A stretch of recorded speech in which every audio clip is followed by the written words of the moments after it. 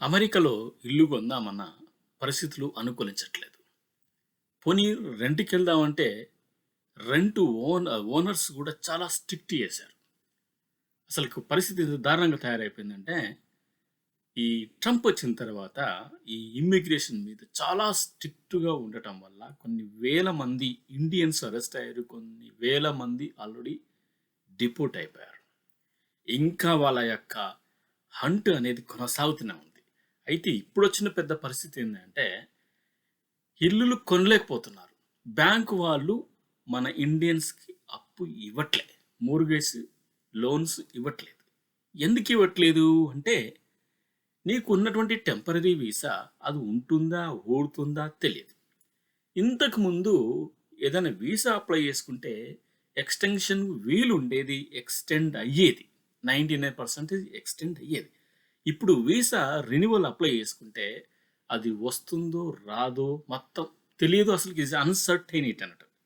So, అందువలన ఇప్పుడు ఇల్లులు కొందామంటే వాళ్ళు కొనలేని పరిస్థితి అన్నట్టు. ఎందుకంటే ఇల్లు కొన్న తర్వాత మళ్ళీ వీసా అనేది రెన్యువల్ కాకపోతే వాళ్ళు హుటాహుటిన అమెరికాను వదిలి ఇండియాకి వెళ్ళవలసి వస్తుంటుంది. మళ్ళీ ఈ లోపట ఇల్లు ఆన్‌లైన్‌లో అమ్మకానికి పెట్టి ఇవంతా పెద్ద ప్రాబ్లమ్ అవుతది.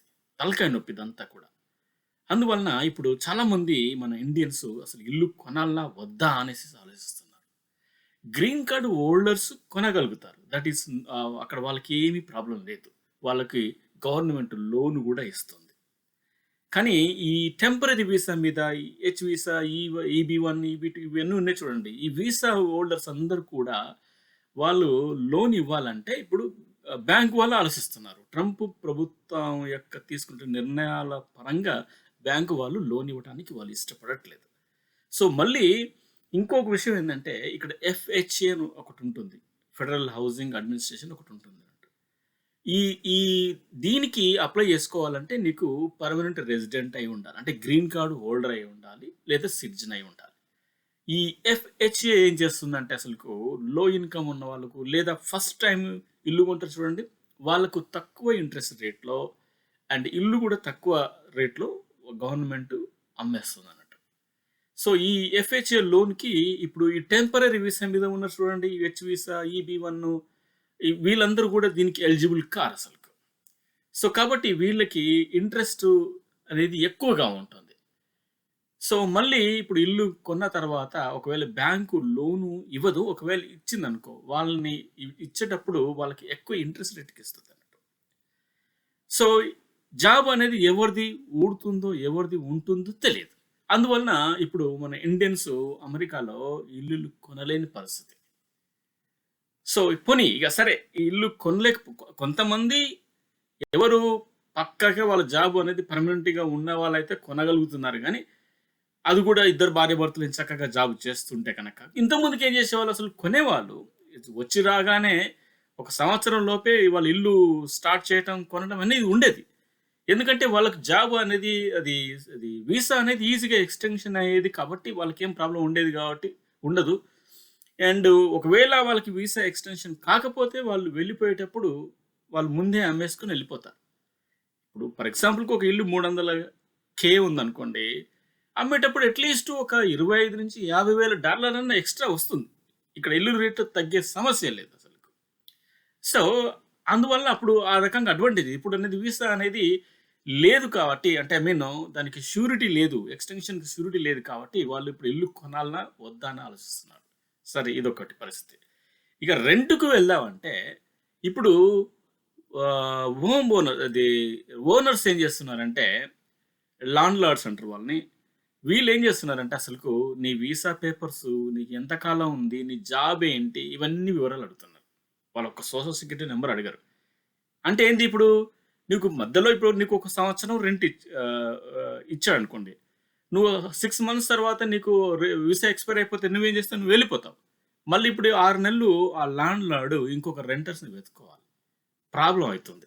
అందుకనే ల్యాండ్ లార్డ్స్ కూడా రెంట్ ఇవ్వాలంటే ఫస్ట్ నీది ఏ కంట్రీ, నువ్వు ఎంతకాలం ఉంటావు, ఇవన్నీ వాళ్ళ యొక్క పేపర్ డాక్యుమెంట్స్ అన్నీ కూడా వీళ్ళు చూస్తున్నారు. సో, ఇది పరిస్థితి. ఇది రెంటర్స్ కూడా. సో, ప్రస్తుత పరిస్థితుల వలన ఇప్పుడు అమెరికాకొచ్చినటువంటి టెంపరరీ వీసా హోల్డర్స్ అందరూ గూడా డబ్బులన్నీ కూడా మీరు సేవ్ జేసుకోండి. లేదంటే ఇండియాలో ఏమైనా సంపాదించుకోండి. ఎందుకంటే మీ వీసా అనేది టెంపరరీ కాబట్టి వీసా ఎక్స్‌పైర్ అయిపోయిన తర్వాత అది ఎక్స్‌టెండ్ అవుతుందో లేదో మీకు తెలీదు. ఇప్పుడున్నటువంటి పరిస్థితులు చాలా కఠినంగా ఉన్నాయి కాబట్టి కొంతమంది వీసాలు అసలుకు ఏమీ కారణం లేకుండానే రిజెక్ట్ చేస్తున్నారు.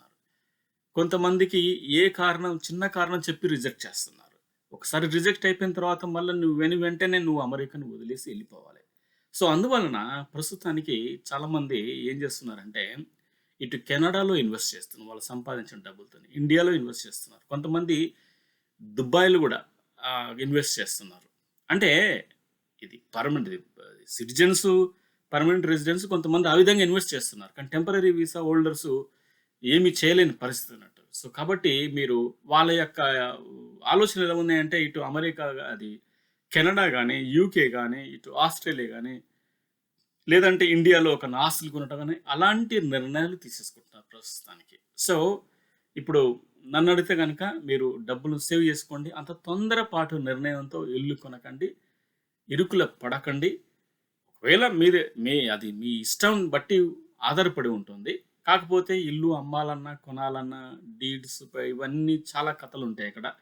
సో, ప్రస్తుతానికి ఈ టెంపరరీ వీసా హోల్డర్స్ అందరూ గూడా కాస్త సమన్వయం పాటిస్తే బావుంటుందనేసేసి నా ఆలోచన. ఏదేమైనప్పుడు కూడా ట్రంప్ వచ్చిన తర్వాత మాత్రం ఇక చివరికి ఈ రకంగా గూడా అంటే ఇల్లులు కొనలేని పరిస్థితి, రెంట్‌కి వెళ్ళాలన్నా ల్యాండ్‌లార్డ్స్ రెంట్‌కు ఇవ్వలేని పరిస్థితి అలా తయారైపోయింది. ఈ నాన్ ఇమ్మిగ్రెంట్స్ వలన. ఈ టెంపరరీ వీసా హోల్డర్స్ పైన ఎఫెక్ట్స్ చాలా పడ్డాయండి.